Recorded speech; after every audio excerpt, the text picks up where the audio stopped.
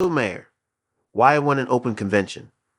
Over the past few years, many people have told me I should stop making Biden his old jokes because it just helps Trump, as if voters wouldn't have noticed his age otherwise. I can't ignore the obvious. None of us can, and I'm not going to mindlessly echo mendacious talking points like, he has a cold.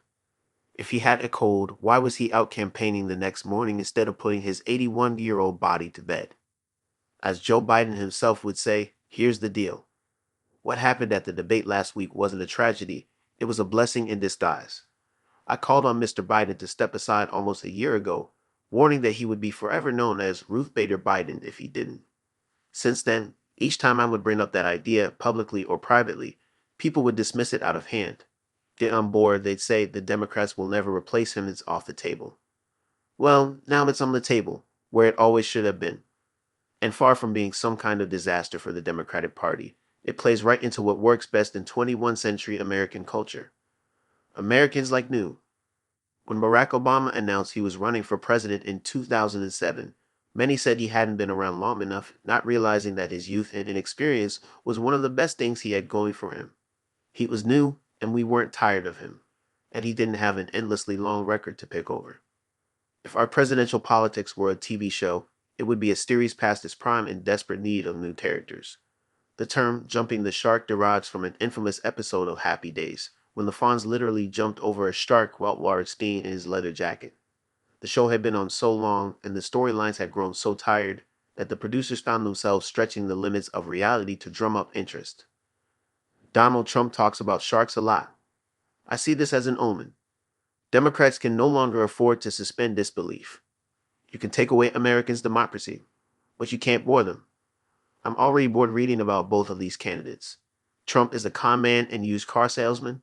Yeah, I did that bit in 2017. He acts like a mafia chieftain. Yeah, 2018. And please don't make me tell the orangutan lawsuit story again. Let's move the plotline forward. Democrats could not buy, with all of George Soros' money, the enthusiasm, engagement, and interest they would get from having an open convention. And in Chicago, no less famous for Democratic convention drama. Suddenly, instead of rehashing the debate from hell, worst episode of The Golden Bachelor ever, they would be hosting a competition, something Americans love. Who will get the rose this August in Chicago? Gavin or Gretchen? Suddenly, Stacey Abrams might say she's in, and so might Tim Ryan, and Josh Shapiro, and Amy Klobuchar and Rudy Gallego, and Mayor Pete and Raphael Warnock, and Wes Moore, and who knows, maybe Andrew Yang says he's a Democrat again, and that dude from Kentucky, I hear he's great. This may sound like I'm doing a bit here, but I'm deadly serious that this would be good for the Democrats and give them a better chance of winning. My pick would be Gavin Newsom. Watching him make the case against Mr. Trump in the pre-debate interviews and defend Mr. Biden post-debate reminded me. This guy is good at this.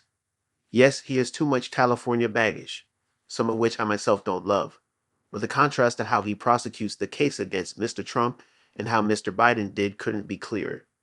He's forceful, never at a loss for words or stats, never stumbles, never intimidated. He's unbullyable, and that's important against Mr. Trump. People are attracted to what looks like strength much more than specific policies. And he looks great on TV. And there's this bonus. Thanks to the 12th Amendment, if he's the candidate, Kamala Harris, for whatever reason, not a popular figure, would have to either drop off the ticket or move her residence if Democrats wanted California's 54 electors to vote for both its candidates for president and vice president, potentially freeing the Democrats of their other political problem and freeing the slate for another new, fresh face. But whether it's Mr. Newsom or someone else, we need to start talking about who the Democrats should put on the ballot in November. Anyone with a D by their name basically makes this race a tie. Being a fresh face who has spent less time in the spotlight equals America's less tired of you, equals that extra percentage that will make for a winning ticket. In 2016, Mr. Trump was the fresh new thing, and it's high time liberals harness the power of novelty. The electorate in this country is not particularly fond of studying up on the issues. A lot of the disappointment they feel in Mr. Biden stems from the fact that they just don't have the facts. But what Americans are big on is, screw it, let's give that new thing a try.